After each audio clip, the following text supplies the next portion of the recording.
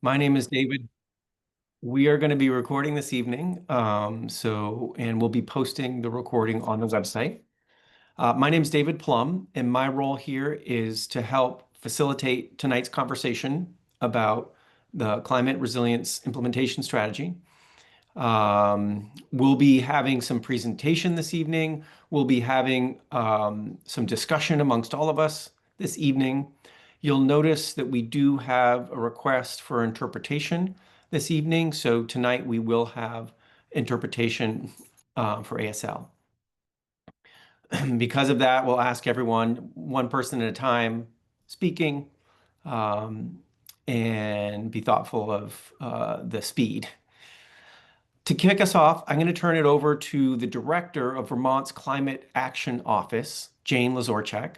And Jane's going to get us going, and then we'll have some presentations, and I'll tell you a little bit more about the agenda in a moment. But Jane, over to you. Thank you, David Plum. Appreciate you being here tonight to support facilitation. I want to thank everybody for taking an evening out of their busy lives to join us tonight to learn about the resilience implementation strategy. The Agency of Natural Resources Climate Action Office had the benefit and privilege of staffing this work alongside the Treasurer's Office. I wanted to take a minute just to thank the key staff who you'll hear from tonight around their respective work. Marion Wools, who leads our resilience and adaptation work in the Climate Office, Evan Horn, who supports Resilient Lands in the Climate Action Office, and Ashlyn Doyen, who is the Director of Policy and Planning for the Treasurer's Office, who helped lead and coordinate on the costing of the work. We're really honored tonight to be joined by Secretary Moore of the Agency of Natural Resources and Treasurer Pichek to welcome you tonight and set the stage for why this important work was needed and why they staffed and resourced it over the last 18 months. And what brings us here tonight to continue this work in partnership with all of you as Vermonters in the implementation of this work.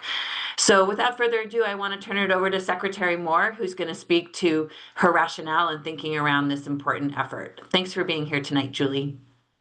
Thank you for having me. Good evening, everyone. It's a pleasure to be here tonight and to welcome you to this opportunity to learn more about Vermont's inaugural resilience implementation strategy. Over the last 2.5 years, Vermont has faced a series of climate-related disasters, from floods to droughts, from high heat to wildland fires burning both here in Vermont, and then air quality impacts from much larger fires that have burned elsewhere. Taken together, what becomes clear is that our changing climate is already threatening Vermonters' health, safety, quality of life, and economic security. And unfortunately, there are likely new challenges we haven't encountered in the past that will further expand our view going forward. This brings me to one of my favorite writers in the climate space, who is Columbia professor Kate Marvel. A quote from Dr. Marvel that has particularly resonated with me is, "We have to do something. It does not follow that we should simply settle for anything." And this sentiment gets at the core of the resilience implementation strategy, recognizing the need to both act quickly and with intention, but also prioritizing projects to ensure we meet the challenges in a way that is efficient in its use of money and effort. Being able to prioritize our work effectively requires thinking across the broad sweep of potential climate impacts, including ecological, social, and economic concerns. The team will walk you through the approach they followed in compiling existing programs and efforts state government is already engaged in to improve Vermont's resilience, identifying gaps between those existing efforts, and then developing approaches to help meet needs. I want to thank all of you, just as Jane and David did in their welcome, for taking time to be here this evening and learn more about this important work, the priorities state government will be pursuing, and opportunities for each of you to become more involved. Thank you, and with that, I'm pleased to turn it over to Treasurer Pichek. Well, thank you, Secretary Moore, and again, thank you to everybody at ANR and our team at the Treasurer's Office for their work getting this climate resiliency implementation strategy finalized. And thank you all for being here this evening and learn about it. You know, when I think about the importance of resiliency, I think of the emotional and economic toll that climate change has had on Vermont and will continue to have over the next number of decades. That emotional toll is really significant. It's really hard to measure because it's so profound. When somebody loses their home and all of their possessions due to flooding or some other natural disaster, when a small business owner has their business impacted because of a climate disaster, the emotional toll that an entire community feels, like the communities of Barrie or Montpelier, when the community is hit, those are really profound and in many ways can be life-changing for the people that are directly impacted. And they continue to live with that devastation, that trauma for years, if not the rest of their lives. And you think about that economic toll that it has, that individual family, that house, they try to rebuild, and most people don't have flood insurance. Most people are not going to be fully reimbursed by FEMA. They're not going to be made whole. They're going to have an economic impact. And same with businesses that have even fewer sources of recovery after a flood. The SBA, the Small Business Administration, they estimate that 40% of businesses that are impacted by climate change, impacted by a climate disaster, won't reopen after the disaster. And an even greater percentage will close if they do reopen years after that natural disaster. So it can have a really huge financial impact on a family, on a business. And if you think about Vermont as a whole, it's having a financial impact, an economic impact on some of our communities that are already feeling left behind, those communities in rural Vermont. That's where primarily the impact of the flooding over the last few years has been felt most dramatically. So we are exacerbating those economic differences that exist between rural Vermont and places like Chittenden County and Burlington, not by something we're doing intentionally, but by the way the climate disasters are impacting Vermont. So it's the reason why resiliency is so important. We want to build a more resilient state, more resilient communities to avoid that emotional impact, to avoid those economic impacts. And the data supports that. For every dollar you spend in resiliency, you save at least $6 in disaster mitigation and cleanup on the back end. So it's a smart investment for us to make. I'm glad that we were able to come with a number of recommendations that are actionable to start making a difference. I'm really appreciate being able to work with the governor's administration on this in a bipartisan way. It's an important topic, climate resiliency. It's important to have a game plan and a framework for the next decade. And we have a lot of work to do. As Julie said, Secretary Moore said, we can't bite this off all at once, but we also can't be paralyzed by the enormity of the task. We have to make progress. And I think we've identified a number of action items that will allow us to do that, recognizing at the same time that there's a lot more work to be done over the coming years. But we got to start somewhere, and I think we've picked some good options for that will have a big impact on Vermont, making it more resilient in the years to come. So again, thank you all for being here this evening. Look forward to the discussion tonight. Excellent. Thank you, Treasurer Pichak. Thank you, Secretary Moore. All right, so let me say a little bit more about how we're going to use our time tonight together. Folks from Jane's office are going to give us a presentation about the contents of this strategy, this resilience implementation strategy. So we'll do that for the next 15-20 minutes. But then at the bottom of the hour, we're going to do the first session of questions and answers, thoughts that you all have. We'll then pause because we have a little bit more information after that about costs and how to finance and fund these kinds of initiatives. So folks from the Treasurer's office will be giving us that information. Then we'll use the last bit of our time to do some interactive things. We have some little polling exercises and some other things to do with all of you tonight, but we want to also just make time for us to talk and have a discussion. All right, so that's how we're going to do it. The first thing, like I mentioned, is some presentation. Marion from Jane's office and the Climate Action Office that Jane directs is going to walk us through this strategy that she has been one of the lead authors of. So Marion, let me turn it over to you.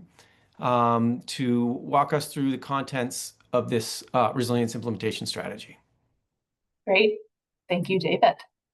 And thank you, Secretary Moore and Treasurer Pichek, for the introduction to the resilience implementation strategy and really framing up for us today the genesis of this work. My name is Marion. I am the Resilience and Adaptation Coordinator in the Climate Action Office and had the pleasure of working with a team of folks to develop this strategy. So as Secretary Moore and Treasurer Pichek highlighted, this strategy is the result of a joint initiative that was announced by the governor and the treasurer in early January of 2024. It's intended to build off of work happening across state government to build resilience to the impacts of climate change.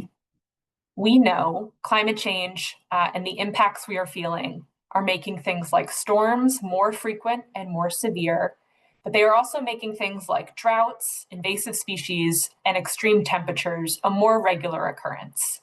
All of these impacts, both from storms to slower moving hazards like invasive species, are impacting our daily lives, our communities, and many of the things we value about Vermont.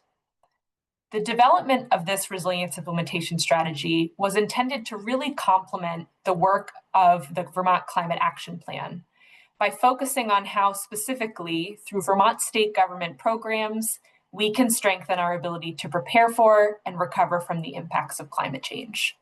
This strategy also builds off of extensive work done across state government on other resilience-related plans, like the State Hazard Mitigation Plan, and is intended to really focus on how we can further our implementation pathways. Our goal with this strategy was to both identify actionable work that we can take now to build resilience to the impacts of climate change, and also to identify potential funding pathways and opportunities that can make implementation possible. We kicked off the work of developing this strategy through a handful of public meetings, work through our steering committee, which guided the development of this process.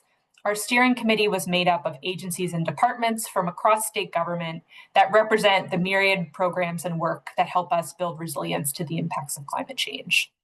We also conducted a cross-agency assessment and a hands-on workshop with over 100 government entities, nonprofits, regional and community partners. We focused on developing a vision to guide this work, really informed by the input of Vermonters. Next slide, please. So I'll point back to both what the Treasurer and Secretary Moore spoke to about why there was an interest in developing this strategy. Through the impacts of climate change, and particularly notable are the flooding experienced in 2023, we have felt impacts across our economic sector, across our buildings and our communities, our natural resources, our historic and cultural spaces.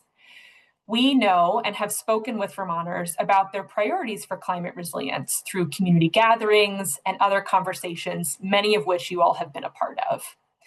In starting the development of this resilience strategy, we looked across more than 20 existing reports from over the last 5 years that various partners have held that have included detailed engagement and guidance on Vermonters' views on various climate resilience projects and priority topics. We took that information along with engagement that our office has conducted over the last couple of years and incorporated that into a vision that really is guiding this overall strategy and work. This strategy is guided by 6 core components. These reflect the interconnected systems that make our Vermont more resilient. You can think of these as subject areas or buckets under which the specific recommendations fall into. And I'll walk through those 6 components on the slide here. The first, starting on the left-hand side of your screen, is called community-centric approach. And this includes actions that protect our human health and our well-being. They help our communities plan and think forward for the impacts of climate change. And they really emphasize community engagement to help bring local perspectives into our decision-making processes. The next bucket of actions is called early warning systems and fast, effective response. And this acknowledges the need to really enable Vermonters, and our communities to be able to anticipate and quickly respond to climate-related impacts. As we worked through the development of this strategy, we acknowledge that being able to be resilient or bounce back more quickly after the impacts of climate change also means we need to be able to quickly respond and recover from those impacts. And so our systems that help us better prepare and be alert and aware of climate impacts is an important component of this strategy.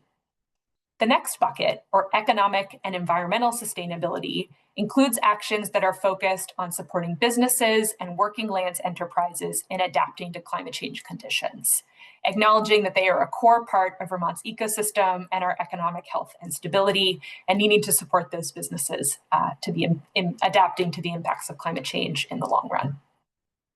The next core component is focused on infrastructure and really shoring up our roads, our bridges, wastewater treatment facilities, power lines, and communication services to the impacts of climate change. Those heavy, wet snow events that bring power outages to our state, the flooding that wash out our roads and bridges, and other impacts we may be feeling.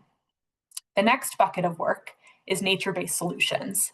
Actions within this are focused on safeguarding our ecosystems, protecting and repairing, or thinking about how we better support the biodiversity of our natural spaces, and helping also using nature-based solutions to help buffer our communities and our built environment from the impacts of extreme weather events.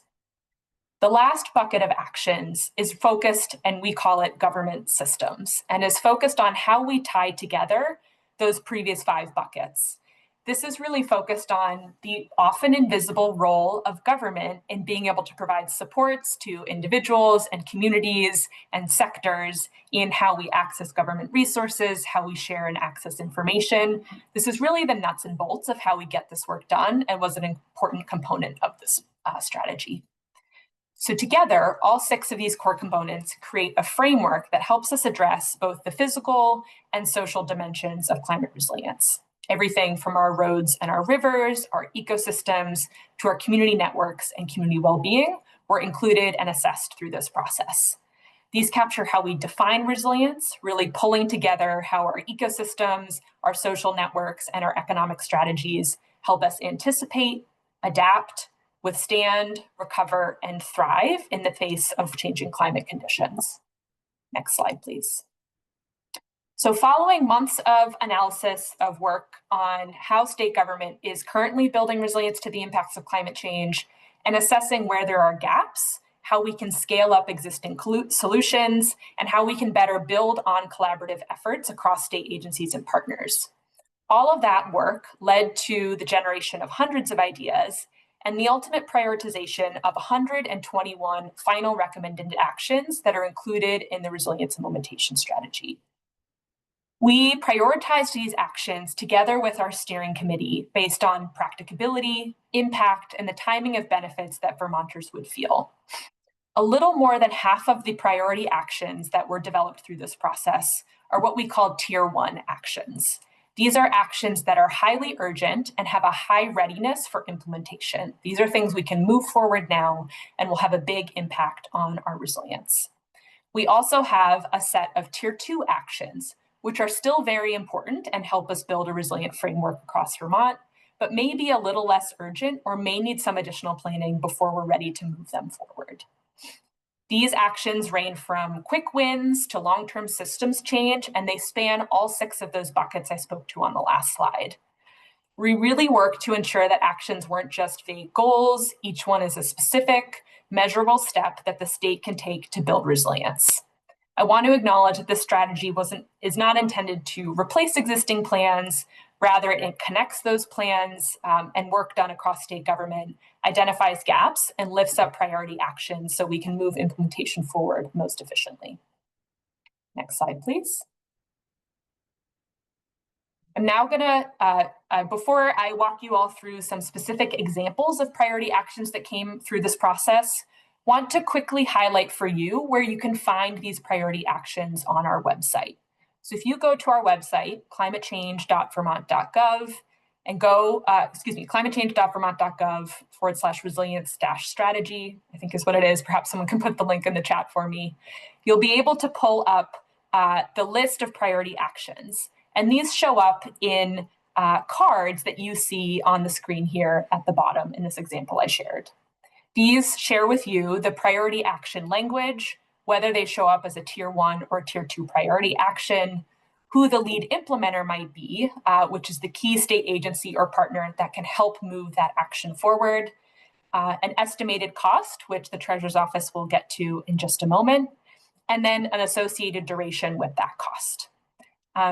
For many of the priority actions, again, we'll get to this in just a moment, the Treasurer's Office worked on an estimated implementation cost, and you can see that on the slide here. So I encourage folks to go onto our website and dig into the actions here and appreciate that they're digestible in this card format.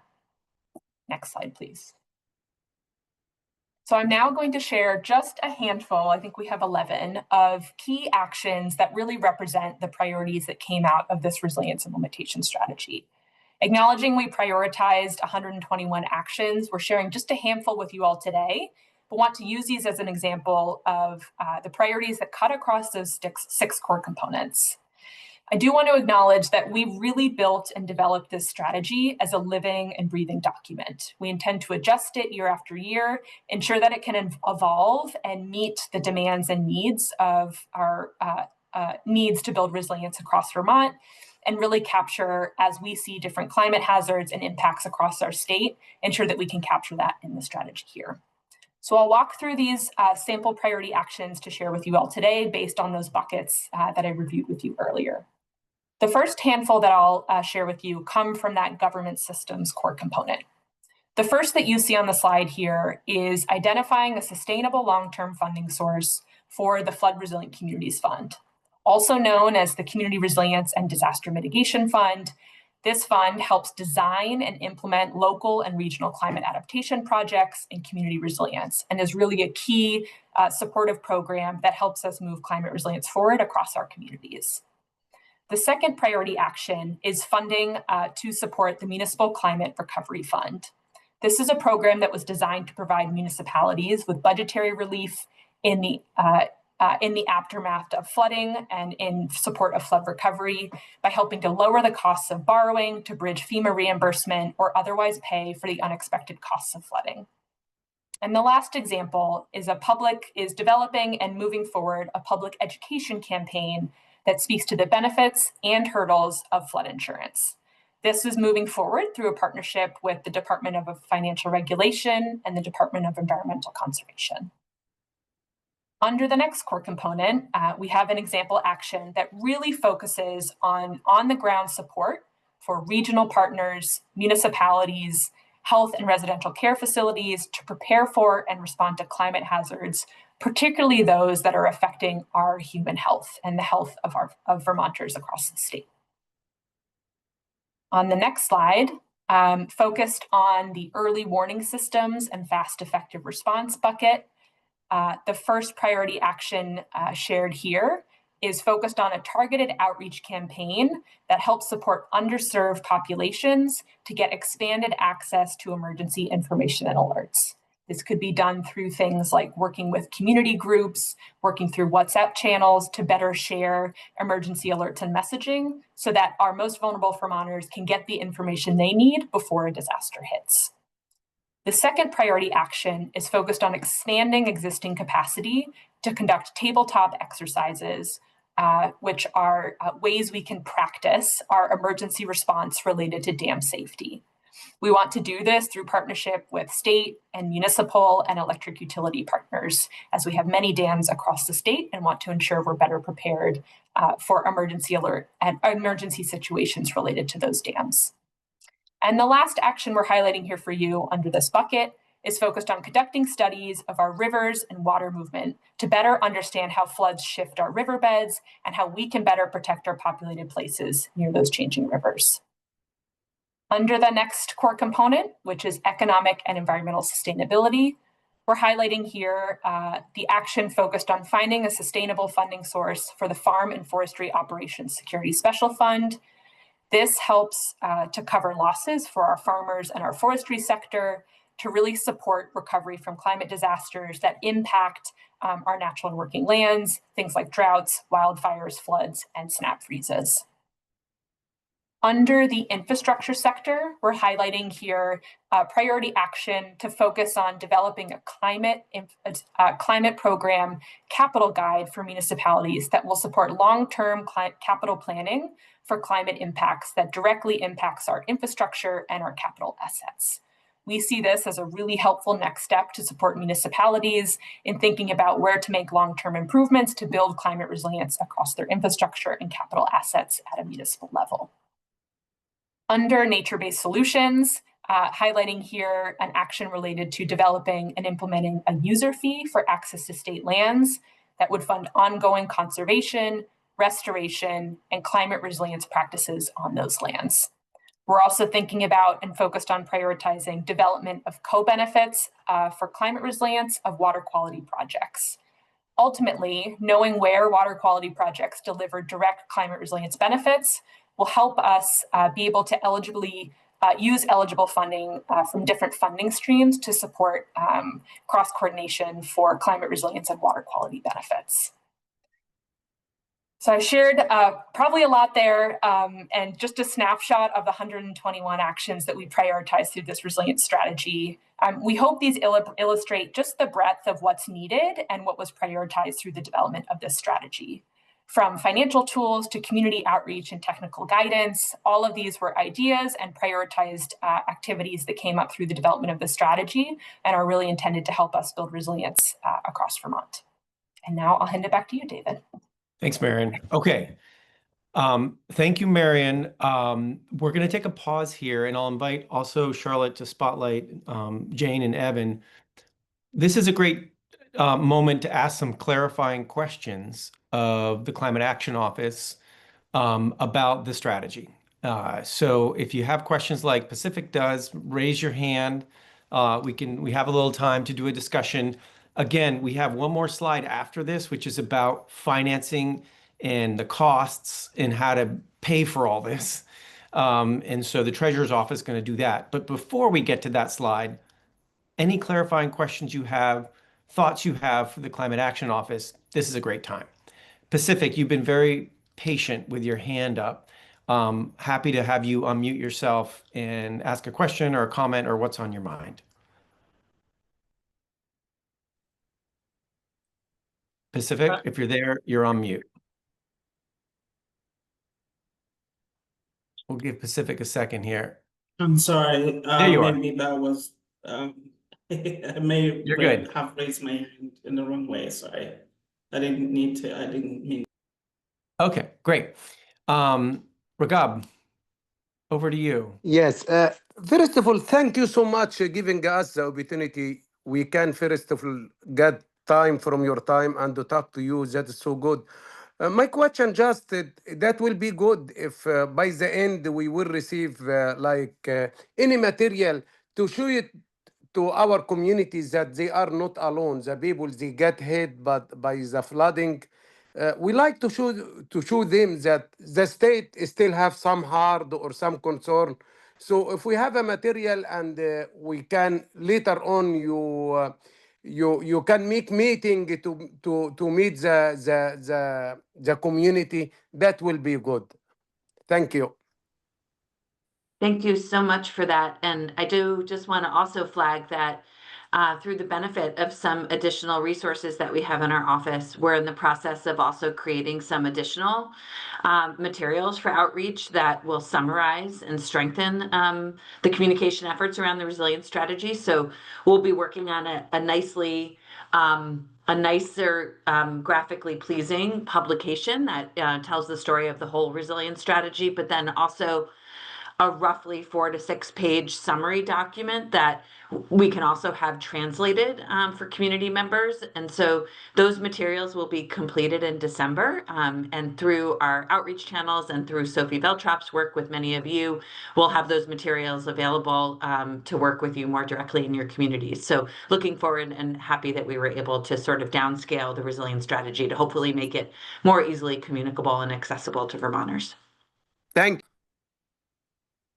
Thanks, Jane. And Jane and Marion and Evan, in this, in terms of actual programs that can provide support to individual Vermonters or to businesses? Will that be part of the materials that get put together?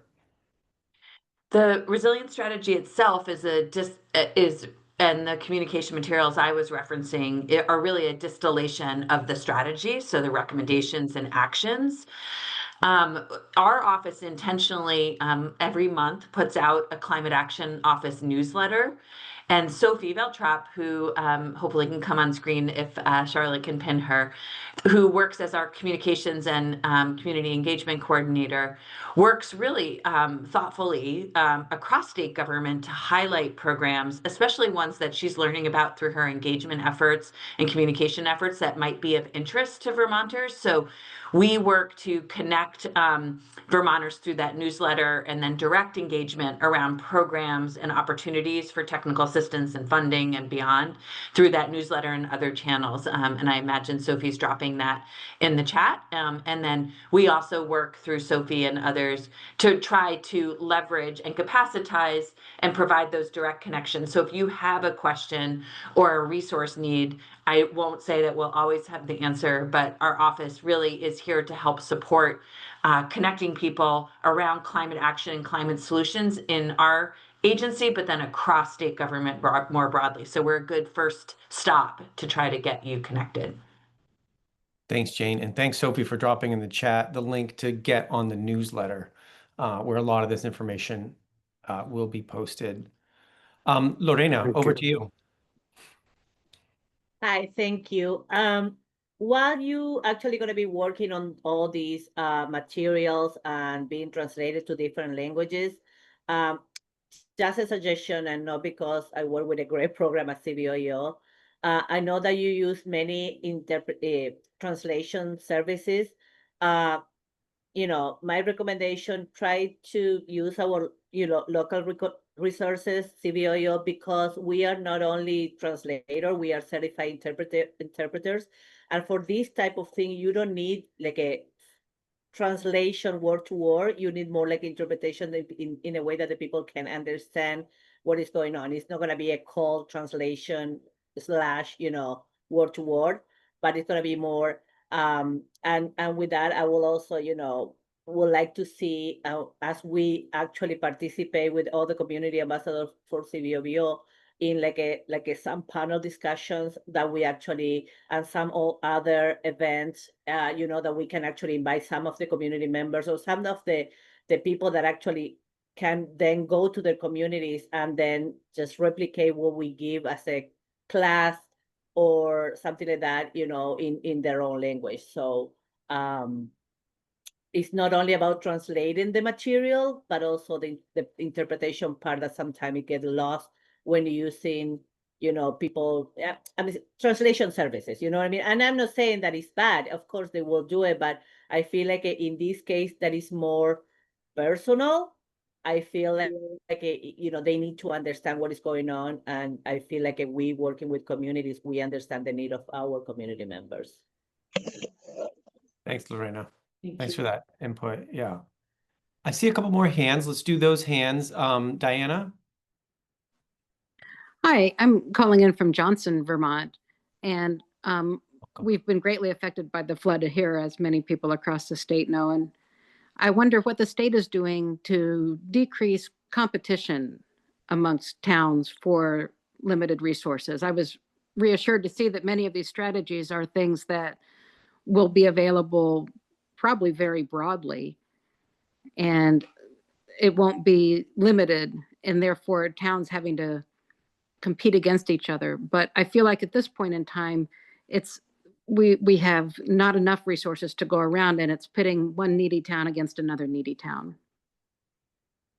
Great point. And Marion can speak specifically to some of the municipal funding actions, but I think you started to hit on the nail on the head, so to speak, by speaking to expansion of resources, and in anticipation of that is also thinking about resources that are readily available and they're long-term, to think about not just in the times of a disaster hitting, but thinking about how you prepare for and plan for what we know will be more of these kind of climate impacts and flooding.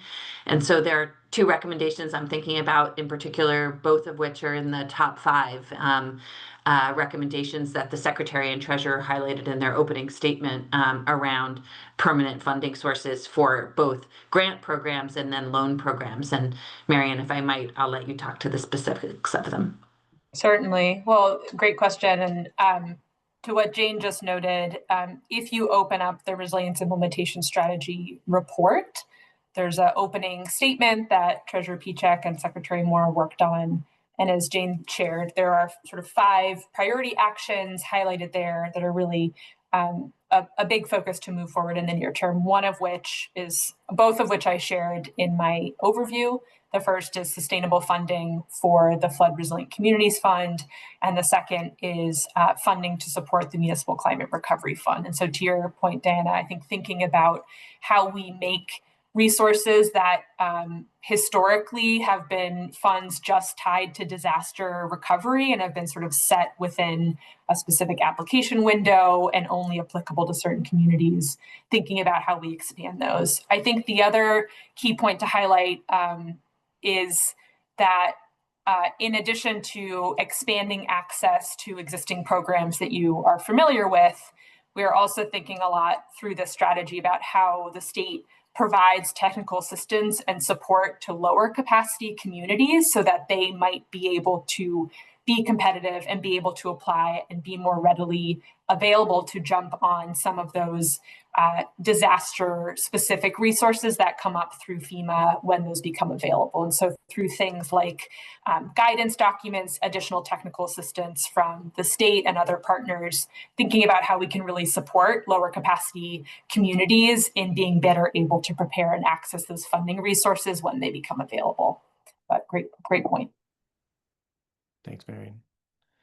Paul, over to you.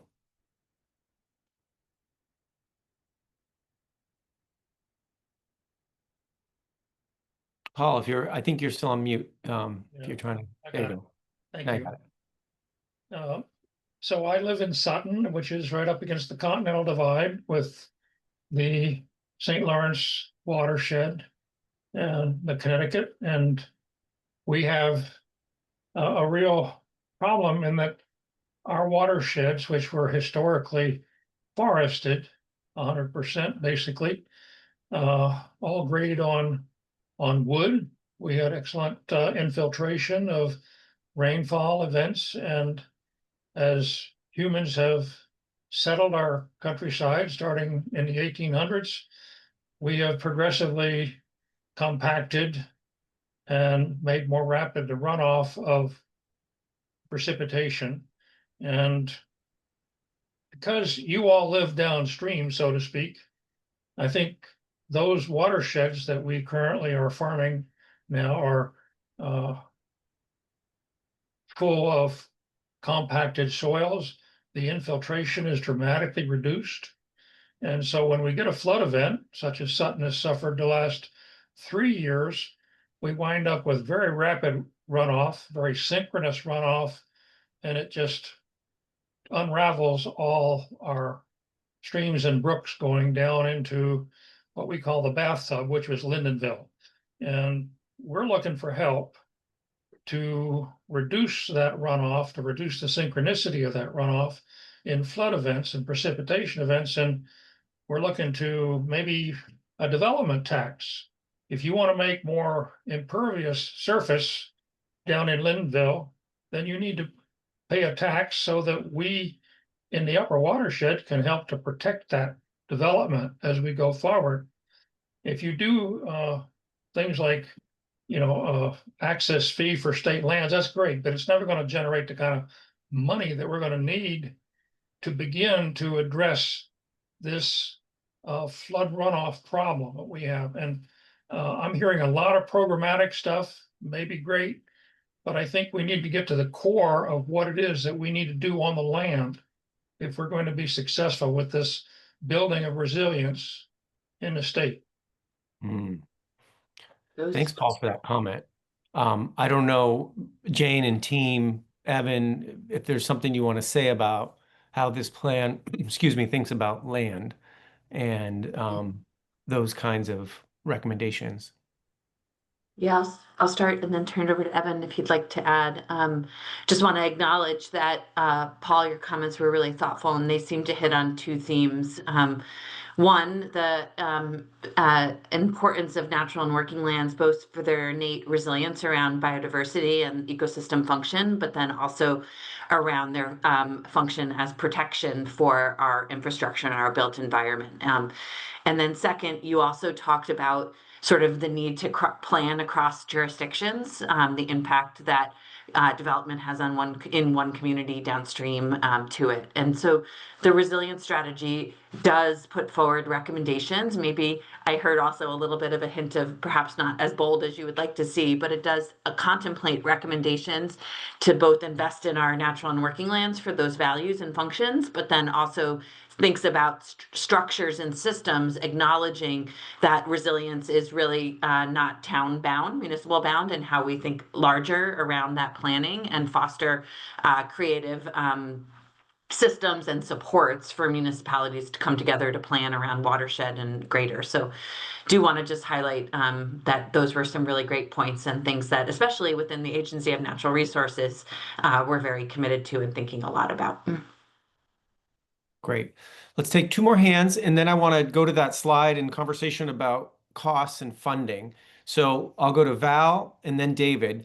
Val will have Trudy Gilbert speak for verbally for Val. Go ahead, Val.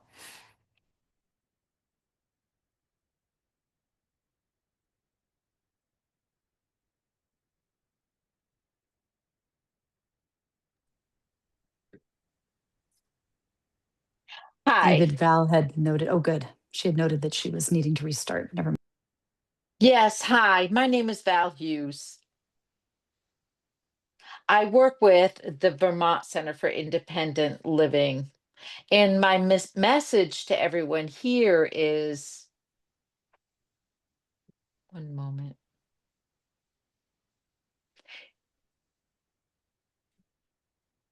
We work with several other committees.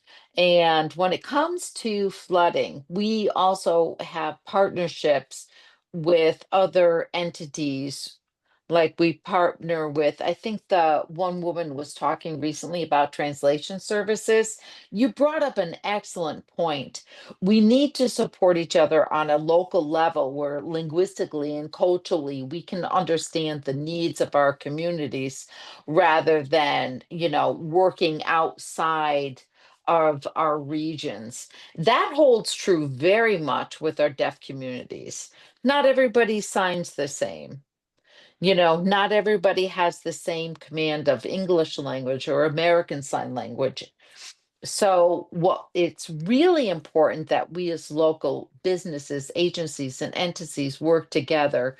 There is an interpreter agency in our area, which is phenomenal, that totally understands our communication and cultural needs within the deaf community. And they are very cooperative and would be able to provide outreach and so forth. So please be in touch with me because I think this is a vital component to working together.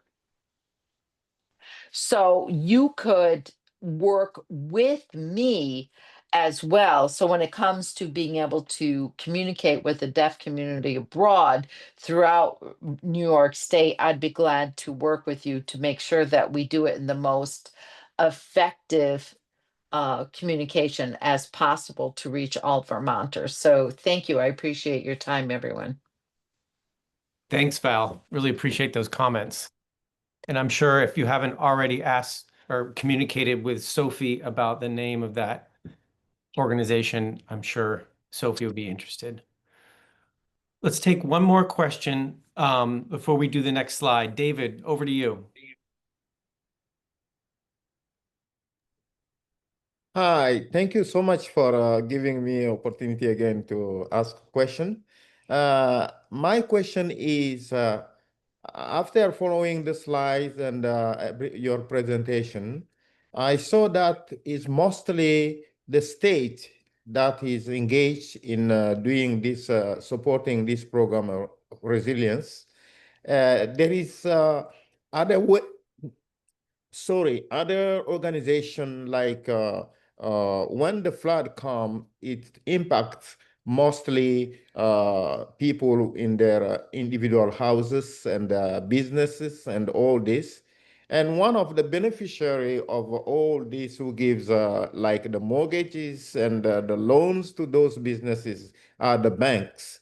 Are the banks in our state also included to support this program of resilience and finance it and make this more profitable to everyone in our state? Thank you. Yeah, David, that's really spot on to highlight and acknowledge that to fully implement a vision for the state around a resilient state, the work goes much farther than just the role of state government.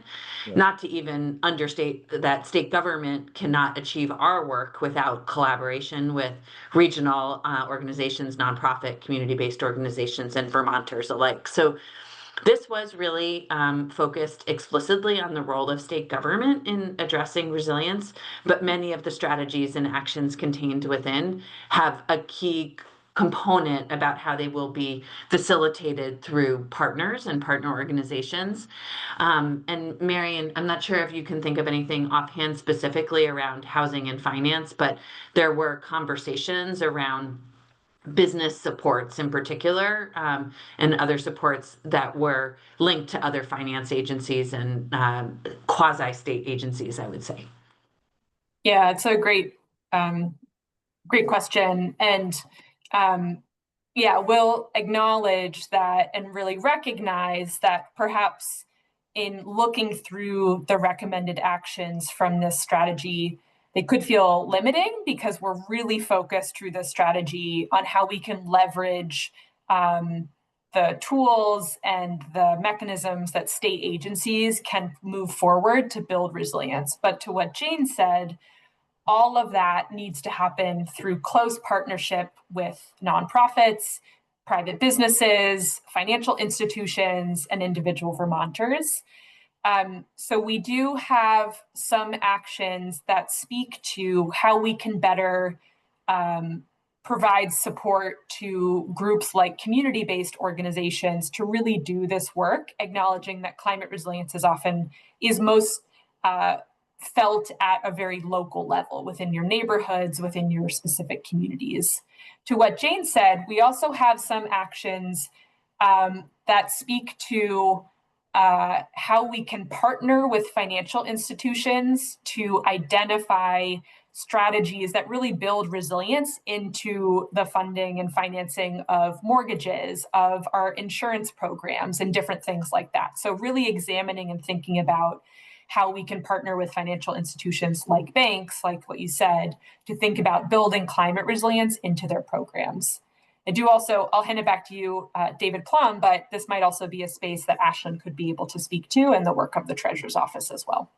Yeah, Marion, I think it's a really good segue into the conversation around costs and financing. So, Ashlyn, yes, why don't I turn it over to you? I will say we're going to go until about 7:15 tonight. So this is going to be like an hour and 15 minutes, our time together. So Ashlyn's going to have a moment around some of the costs and financing issues. Then we're going to do a few exercises and the final conversation. We'll finish up just past the hour at 7:15-ish. But Ashlyn, over to you, and Evan, thanks for bringing the slides back up. Great. Thank you so much, David, and thanks to everyone who is on tonight for your engagement in this topic and your thoughtful comments and questions so far. Again, my name is Ashlyn Doyon, and I'm the Director of Policy in the State Treasurer's Office. The State Treasurer's Office participated in the Resilience Implementation Strategy both on the steering committee and also as the leader of the Priority Action Costing exercise. The costing methodology exercise, I think, endeavored to do two things. The first thing was to see if it would be possible to assign some price tags to specific actions to better inform policymakers and appropriators as they go about their decision-making processes. And the second goal was to assign a relative order of magnitude to the scope of work that the resilience implementation strategy and the priority actions outline overall. As you'll see when I talk about this slide, that proved to be a little bit of a challenge, but I think that we were able to land on some informative numbers.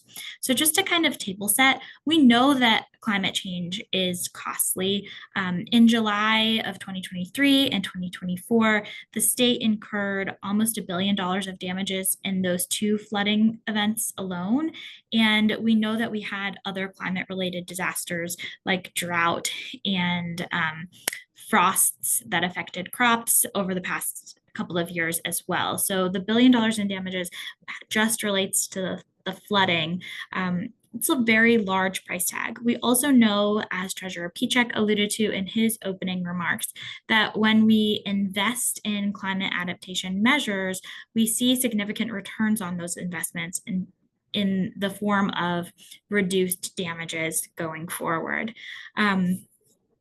So I think that what the RIS showed us was that understanding the costs needed to build resilience will allow us to work to prioritize these investments and strategic actions as we continue this climate change adaptation work. The Treasurer's Office started the costing methodology exercise by analyzing the 121 priority actions and sorting them into 6 financial categories. We then spent most of our attention on the actions that fell into the 3 categories that you see here on your slide. Those that called for a specific funding source, those that supported immediate disaster response activities, and those that supported sort of the evaluation of risk. Of the 121 actions, we were able to put together cost estimates for 48 of those. And among those estimates, there are estimates for both one-time costs as well as ongoing annual investment needs. Our ability to cost out a portion of those largely had to do with the time frame that we were working on, as well as just sort of the nuances of the types of different actions. For example, some actions would call for increased investment in a certain area. That doesn't lend itself to putting forward a specific number, and sometimes the work of a particular action can be scaled up or down depending on the amount of resources available. So we endeavored to assign numbers as clearly as we could, given a number of different nuances like that example. As you'll see on the slide here, the one-time funds that we were able to provide through the costing methodology, that total is $270 million of one-time needs. We also identified $95 million in ongoing annual investment. I just want to underline there that those costs represent roughly 48 of the actions out of 121 priority actions, out of 300 plus overall actions that the resilience implementation strategy identified and that are contained within the full report. And so these numbers represent sort of a relatively firm estimate for a portion of the work that is needed. And you can extrapolate from there in order to ascertain an order of magnitude for the full scope of work that we would like to do eventually. I'll also highlight that these amounts are not necessarily budget requests for this, and certainly not budget requests for this specific year, but they help to provide a realistic picture of what it would take in terms of investment to protect Vermont's people, infrastructure, and economy. Excellent. With that, I think I've wrapped up my comments on the slide, and I'll turn it back over to David. Okay, great. Thanks, Ashlyn. Okay, and just as Ashlyn said, this is not the specific budget request that the administration or the treasurer is making this year. This is just an estimate of what these 48 particular actions would cost if you really were honest about costs. Okay, great. So I wanted to do a couple things. If folks have questions for Ashlyn, Don't forget them. We'll get to them in just a moment. But before we do that, I wanted to do a little exercise to get our brains sort of thinking about all of these. And you can see on the slide for just a second, I've put all of those 6 buckets of actions on the slide with a little reminder of some of the things that Marion told us. Now, in the chat, Charlotte has just dropped a link. And that link brings you to a little poll. And what that's going to ask you, it's a little Menti poll. And also, if you want to do it on your phone, you could point your phone's camera at that QR code. It's going to ask you on a scale of 1 to 5 for each of these buckets, how important do you think it is based on your experience in Vermont, right? So on a scale of 1 to 5, and 5 being the highest priority, how would you rate the early warning systems, right? How would you rate the infrastructure design, et cetera, or the nature-based solutions? So I invite everyone to click on the link in the chat or point your camera at that QR code and answer is just quickly these little slider bars of between 1 and 5. Just slide them along. And for the ones you think are the highest priority from what you understand right now, slide them all the way over to 5. And ones you're like, yeah, it's sort of medium priority, put it right in the middle at 3. And if it's something you're like, this honestly, in a world of scarce money and resources, this is not my priority, leave it down at a 1 or a 2. Okay, I'll just give everybody a moment to slide those little bars and see what happens. And I'll tell you how others have answered the question once you finish doing it. So Charlotte, when you see you've had a good number of answers you can share, but let's wait a moment before we share the screen. If anybody's having a hard time clicking on that link or accessing this little poll that we're asking you to do, raise your hand and shout out, and I'll help you problem solve.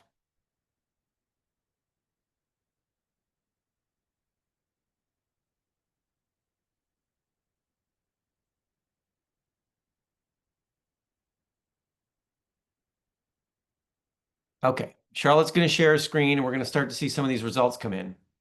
Great. So what do we see here? You're looking at the same thing I'm looking at. All right. Everything seems pretty important. You can see the real-time results as people's things happen. You can see these things moving around. Everything seems pretty important. That seems like lesson 1 from who's in the room right now. There's the 40-something of you who are here, right? The ones that sort of edge higher are the early warning systems and emergency response. That seems to edge a little bit higher, as does the infrastructure design and reinforcement, right? Also, community-centric approach is important, right? Nature-based solutions are important. Government systems are important, okay? This is interesting to watch. And we did this same meeting on Thursday last week. And actually, we had this very similar response with early warning systems, emergency response, and the infrastructure design pieces really shooting up towards the most relevant ones. I'll say we've been asking this kind of question in a lot of the engagement events that Kashka and some of our colleagues are doing, like out at fairs and talking to people where they are. And interestingly, in those ones, nature-based solutions often rose up to the highest, which is interesting to note that that's the kind of response we've been getting in the field a little bit. Okay, so that's a helpful little window into the thinking of this group of 40 or so people. This is a chance now to ask Ashlyn any questions about costs and financing, any further follow-up or questions you have for Jane and Evan and Marion. So feel free to raise your hand if there's anything, any other input you want to make sure the state hears about this plan, or any questions you have about what it's trying to do. Any other questions, folks? Caroline, go right ahead. Carolyn, please. Oh, sorry. That's okay. I have 2 follow-ups. The first one is follow-up to the comments made regarding from Sutton and from Johnson. I'm in Sheffield, and my experience working with the town so far has been that infrastructure projects take a long time, and there is part of the length of that process has to do with procuring funding and ability of the town to fund projects. Infrastructure projects are very expensive. It's expensive even to get scoping work done. I know that we've had some identification, for example, of bridge structures that need to be reconfigured because they currently allow for a buildup of debris, which in turn causes floodwaters to rise faster, which in turn exacerbates flooding. That's just one example, but that's not even something that's a short-term priority for us because of the cost of scoping projects and getting the expertise in. So I just want to put that out there as like a follow-up. Like if you want to have resiliency, you can't always be looking at short-term funding. These projects take like, they're the 5-year time frame kind of thing. My second question, I think, had to do with that survey. Maybe somebody could talk more about what you mean about community-centric approach, because again, you have a diversity of backgrounds in small towns in Vermont. I have lived in Vermont for 9 years, and as I said, I am involved with the Planning Commission in Sheffield. You have people that grew up here, you have people that are very conservative, you have other people that want to try to make changes. In my mind, the community centric is sort of the foundation, unless I'm misinterpreting what you mean by that. Carolyn, I think you did an excellent job, and what you are doing within your planning commissions and at your towns, lifting up voices with diverse perspectives to think about and co-create solutions, is what we're now challenging government to do. Rather than working across government only, we're thinking about how we co-create and build solutions that really address Vermonters' needs by working on and hearing from Vermonters about those needs in service of development of those strategies and recommendations. So a community-centric approach really centers the voices of all Vermonters in how we both develop, plan for, and then ultimately implement actions across state government. And that was an appreciation and recognition of how we do that and can do that better across the development of this strategy. Jane, can you say a little bit? Oh, sorry, Karen. Yeah. No, I just said thank you. Yeah, and I think in terms of the long-term funding for bigger infrastructure projects, I wonder if there's something to say about that. I don't know whether Ashlyn or someone from Jane's team. Happy to let others speak on it. I can highlight that 2 of the 5 priority actions that the secretary and the treasurer put forward in the opening remarks, I think, speak to expanding capacity for some of these long-term funding sources. One of them is the Flood Resilient Communities Fund that I think both Jane and Marianne have already talked about. And the other one is an expansion of the municipal, someone help me with the acronym, MERP. Yeah, you got it. And that is a partnership with, right now, the Vermont Bond Bank that specifically helps municipalities with these long-term infrastructure projects. Historically, since 2023 and 2024, that program has been utilized to provide bridge financing for municipalities as they await FEMA reimbursements, but an expansion of the program contemplates also being able to use those funds for some of these proactive infrastructure mitigation projects. Thanks, Ashlyn. That's helpful. Nathaniel, over to you. Yeah, thank you. For that 270 million in one-time cost, does that include infrastructure upgrades?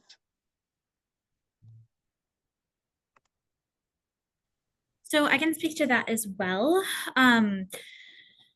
The 48, within the 48 priority actions that informed that cost estimate of 270 million, within some of those actions, there are infrastructure upgrades in those categories.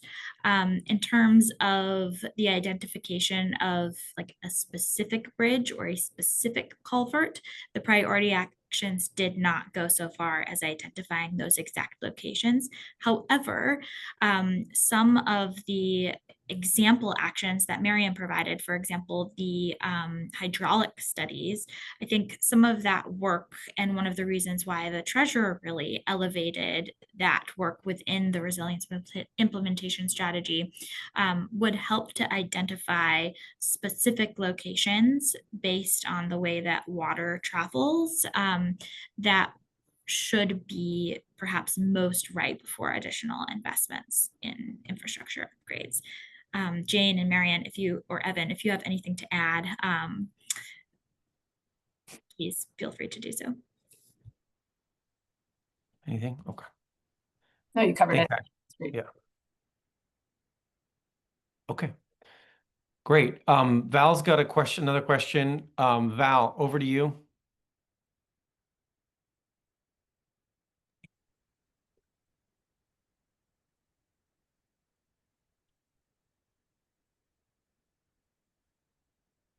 One second.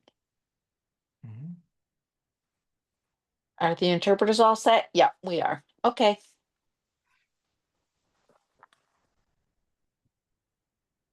What I wanted to add,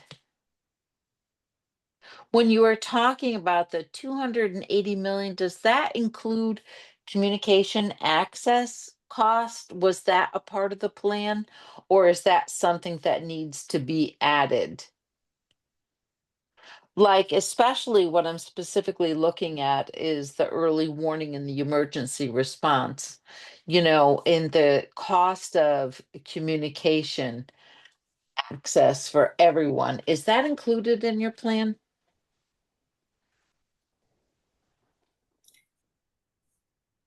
Marian, you can start and I'll add.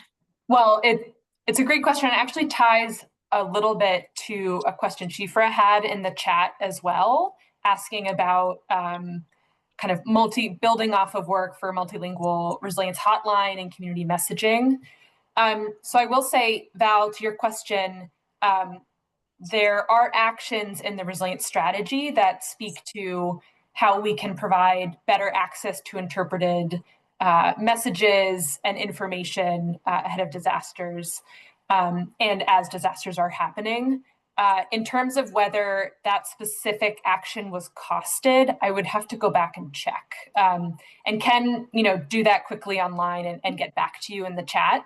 I think, as Ashlyn noted, for some of the actions that were identified through this strategy, some needed additional planning and coordination to be able to get to a specific costed number to help us support that estimate. So I'll have to verify, but this might be one where we maybe needed some additional information before we could get to a specific costed amount. The other thing that I would add there is that from the perspective of the treasurer's office, I don't think that we feel that the costing work for the 48 actions that we were able to assign costs to is sort of the end of the plan and participation in the resilience implementation strategy. The Climate Action Office has been an incredible partner in this work, and I think that both the Secretary, the Climate Action Office, and the Treasurer feel that the best approach to the RIS going forward is to continue to treat it as an evolving document, continue to work and add to it in terms of level of detail and specificity, additional costs information as it comes to us, and also to continue to evaluate the priority actions over time and as the state experiences new hazards or changing priorities. Yeah, Ashlyn, those are great follow-up points. And I know that if there aren't any more questions this evening, that's actually a really nice segue to the closing remarks Marian's going to make about next steps with the resilience strategy and those very similar points that you just made, which would be great. It does look like Val has one more question. Oh, great, Val.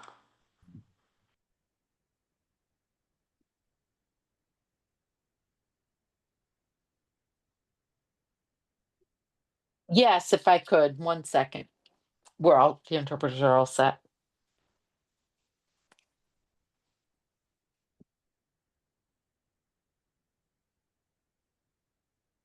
couple of years ago during the flood in 2023 in Mount Pelier, what I had noticed, there was no communication access. It took me at least 3 days before I could find out anything that was going on. We had no warnings, we had no reports of what to do during. It wasn't until days later, even emergency announcements were not accessible to the deaf community, the deaf blind, and the hard of hearing community. My goal in bringing this, to your attention is I really need to prevent that from happening. So it actually has to be a priority in this strategic planning. Because there are, several ways in which you can meet the communication needs within the deaf blind, and the hard of hearing community. One of which is making sure everything is closed captions. The other is making sure that it is adequately communicated with proficient American Sign Language, so that the entire deaf, blind, and hard of hearing community would have equal access to this vital information in the event of an emergency. Great. Well, I'm happy to respond to that question, and thank Val for bringing that up. And we'll say we were lucky in a way to be able to develop this strategy to really build off the learning and the feedback that communities were providing following the 2023 flooding. And I'll draw your attention to, I don't remember the number, but there is an action in the strategy that focuses on really developing standardized training and support for our emergency management and response personnel that focuses directly on equity and justice through those systems.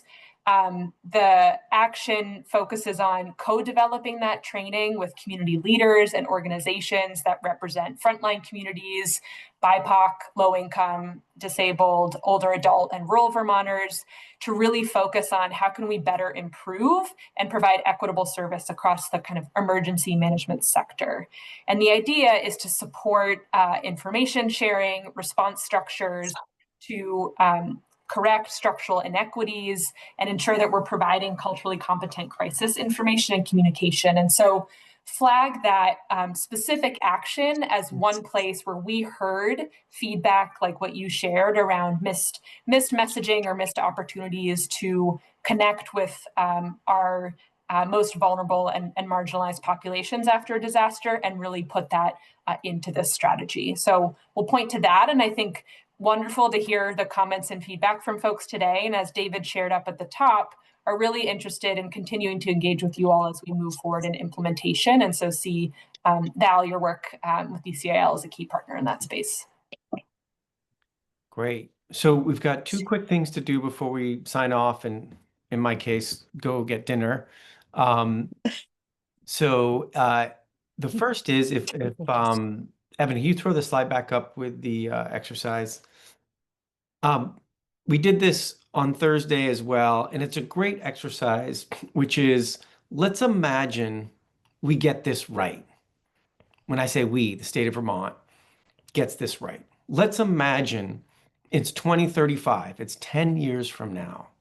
In 10 years from now, there's a climate event, a flood, a heat wave, right?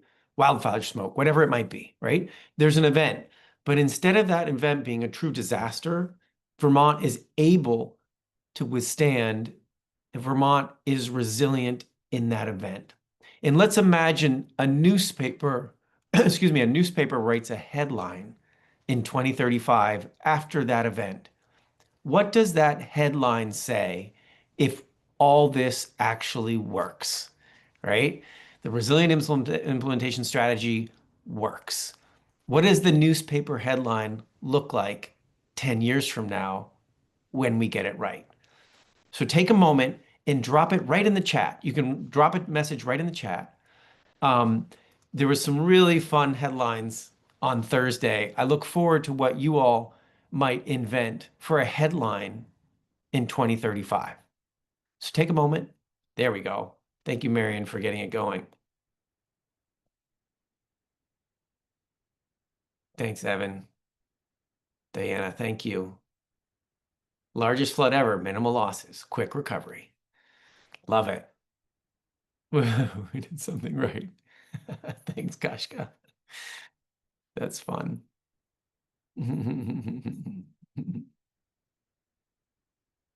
We'll just sit here for a moment and see what else shows up in the chat. Right. Congratulations to us. Yes. Vermont is teaching US how to learn. Yes. How to manage environmental management the right way. Thank you, Team Vermont. Thriving Vermont. Love it.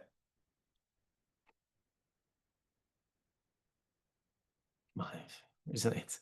Nice, Kate. Thank you. Someone on Thursday said, California adopts Vermont's climate plan. That was one of the ones from Thursday. Moving forward together. Yes. Okay. I love these. Neighbors have a plan. Help each other out. Thanks, Sophie. Okay, as you're finishing up your thoughts on this, we'll keep an eye on the chat. There's some good ones here. Let's learn from Vermont. Yes. Nice. All right. So I'm going to turn it back to Marion, who's going to walk us through next steps, and then we're done for this evening. Again, this isn't the end, right? This is the kickoff of this plan. Now it's implementation time of the plan. So Marion, over to you for what folks can expect for next steps. Thanks, David. Great. Well, so just to share a couple of near-term next steps with folks, we've had such a great time sharing the strategy with you all this evening and excited to think about implementation moving forward. Our office, the Climate Action Office, through partnerships with other state agencies and community partners, are kicking off implementation of some early actions that are ready to move forward. We're doing this both through some limited funding available in our office, as well as working with other state agencies to support their implementation of actions through collaboration, coordination of some of these initiatives to move them forward. We are also working across state government to put forward some key policy proposals for legislative consideration. These are especially focused on funding and enabling programs that need support from the legislature to move forward. So thinking about implementation both from the role and capacity that the Climate Action Office has and support with the Treasurer's Office as well, and then also where we need direct support from the legislature to move forward particular policy proposals. We are also focused on, as Jane highlighted in response to an earlier question, developing some messaging and communications materials that we hope to have ready to share in December. So we have a fantastic website. I've shared a screenshot with you earlier, encourage folks to take a look at it. But also we will be working on some one-pagers that can be translated that you can take out to your communities and partners to pull forward for more engagement. I will say this strategy is focused on all climate hazards, so flooding, drought, wildfire, high heat, heavy wet snow events. That being said, we really took a prioritized approach and focused on actions that our state was most interested in addressing as we prioritized. That being said, when we were going through that process, flooding was really front of mind and still is for many communities, as evident based on the questions we've heard today. We do see opportunities to expand the focus of the priorities through this strategy on things like droughts and wildfires, which we have been experiencing this summer. We see this strategy as a living and breathing document. And as Ashlyn shared in her remarks, we'll be checking back in and ensuring that the priorities we are moving forward through this strategy align with the needs and Vermont and hazards that Vermont is facing. So finally, this is just the beginning, as David said. We've launched the strategy and are really interested in partnering and hearing from you all on how we move forward in implementing it. We want Vermonters to stay engaged with us. Please visit our website. You'll see the link in the slide here to explore the full list of actions and really dig deeper with us. And with that, I'll hand it back to you, David, to close up. Super. Thanks, everyone. This will be recorded. This has been recorded. It'll be available on the website. The link's in the chat for the website and the plan. Check it out. Stay in touch. Sign up for the newsletter. Have a great evening, everybody. This is it. Take care. Have a great night. Thank you.